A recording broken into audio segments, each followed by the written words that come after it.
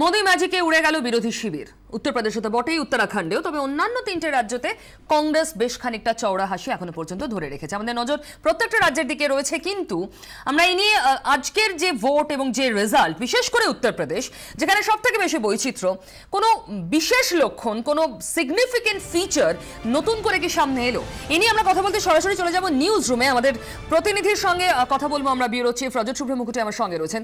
রজত, কিছুক্ষণ আগে তোমার সঙ্গে কথা হচ্ছিল, একদিকে যেমন আঞ্চলিক দলগুলো কলকি পেল না, অন্যদিকে জাতপাতের রাজনীতি যেটা উত্তরপ্রদেশ বরাবর দেখেছে, কোথাও কি সেটা ফিকে হলো? কি কি সিগনিফিকেন্ট ফিচার তুমি লক্ষ্য করলে? দেখো, উত্তরপ্রদেশের ভোটে এবার একটা অত্যন্ত গুরুত্বপূর্ণ জিনিস আমাদের চোখের সামনে চলে আসছে, যে এটা কিন্তু একটা নতুন ল্যাবরেটরি। উত্তরপ্রদেশ মানে একটা ভারতীয় ভোটের একটা মিনি ভারতবর্ষ উত্তরপ্রদেশকে বলা যায়।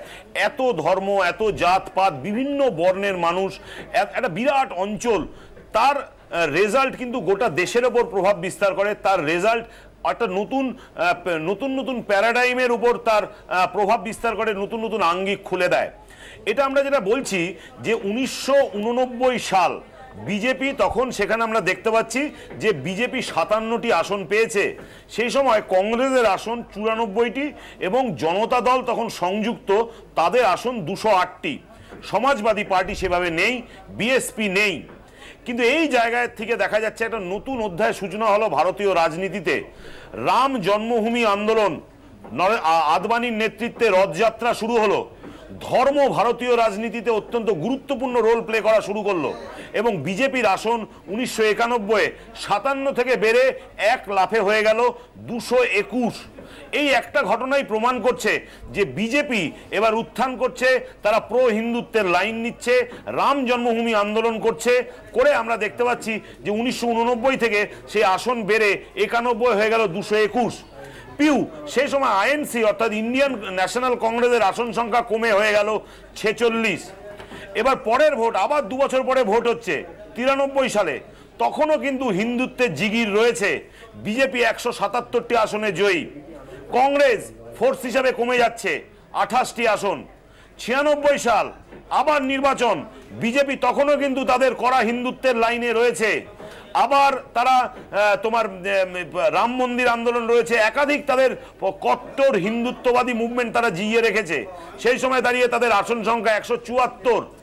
এবার যে 174 যখন বিজেপির আসন হচ্ছে, তারপরের যদি ভোটগুলো আমরা দেখি তাহলে কিন্তু একটা ইন্টারেস্টিং ফিচার লক্ষ্য করব যে 1996 সালের পর থেকে 2002-এ ভোট, বিজেপি মাত্র 88টি আসন।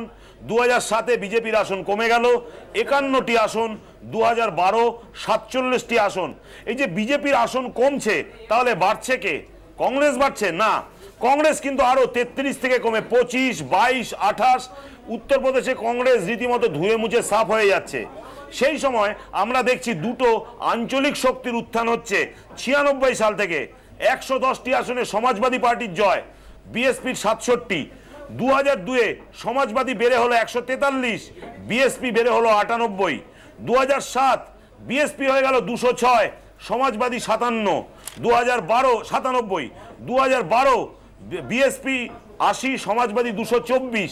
অর্থাৎ 1991 সাল থেকে 1996 সাল পর্যন্ত বিজেপি ইউপি রাজনীতিটাকে কন্ট্রোল করছে ধর্মের জিগির দিয়ে।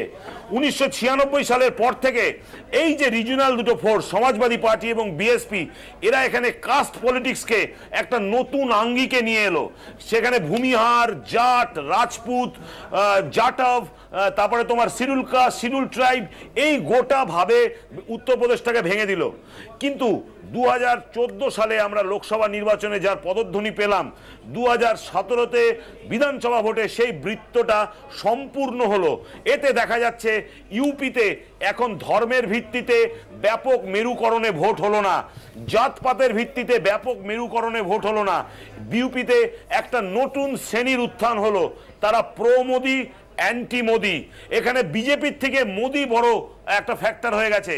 তারা আমরা দেখতে পাচ্ছি সংখ্যালঘু সম্প্রদায় বিজেপিকে ভোট দিচ্ছে, মোদিকে ভোট দিচ্ছে, তোমার ভূমিহার ভোট দিচ্ছে, জাট ভোট দিচ্ছে, তোমার scheduled caste, scheduled tribe vote দিচ্ছে, তোমার উচ্চ শ্রেণী তো ভোট দিচ্ছেই। অর্থাৎ মোদির নামের মধ্যে দিয়ে একটা গোটা কাস্ট ফ্যাক্টরটা মিলেমিশে এক হয়ে গেল। এখন এখানে ফ্যাক্টর একটাই, প্রো মোদি, অ্যান্টি মোদি। এবারের ভোট এই নতুন আঙ্গিকে ইউপিকে তুলে ধরলো এবং খুব স্বাভাবিকভাবেই 2000 পরের ভোট অর্থাৎ তোমার 2019-এর লোকসভা ভোটেও কিন্তু আমরা গোটা দেশ জুড়ে এই প্রবণতাটা বিচরণ করবে তার বলার অপেক্ষা রাখে না। পিউ, ঠিকই, এটা উত্তরপ্রদেশে যদি এই অবজারভেশনটা ঠিক হয়, আমরা বিহারের ক্ষেত্র, এটাও গোবলার আরেকটা রাজ্য, এটা তো দেখলাম না প্রো মোদি অ্যান্টি মোদি, কিংবা মোদি ঝড়ে সবটা উড়ে গেল উদয়নদা।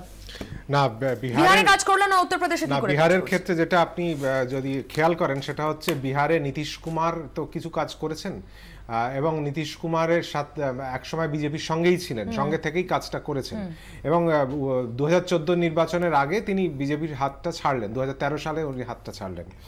নীতিশ কুমারকে কিন্তু সম্পূর্ণভাবে সমর্থন দিয়েছেন এবং জোটের ক্ষেত্রে ভোটের আগে লালু প্রসাদ যাদব, সেখানে কিন্তু জোটে কোনো রকম গন্ডগোলটা হয়নি এবং সেখানে নীতিশ কুমার পুরো সমর্থন পেয়েছেন এবং নীতিশ কুমার যে উন্নয়নের ভগীরথ এই হিসেবে বিহারে প্রতিপন্ন হয়েছেন ভোটের আগে, হ্যাঁ, সেখানে কেউ বাধা দেয়নি। কিন্তু অখিলেশ যাদব প্রথম বাধাটাই পেয়েছেন তার পরিবারের থেকে এবং সমাজবাদী পার্টিটা কিন্তু উত্তরপ্রদেশের মানুষ জানে সমাজবাদী পার্টিটা হচ্ছে মুলায়ম সিং যাদবের পার্টি, অখিলেশ যাদবের পার্টি নয়।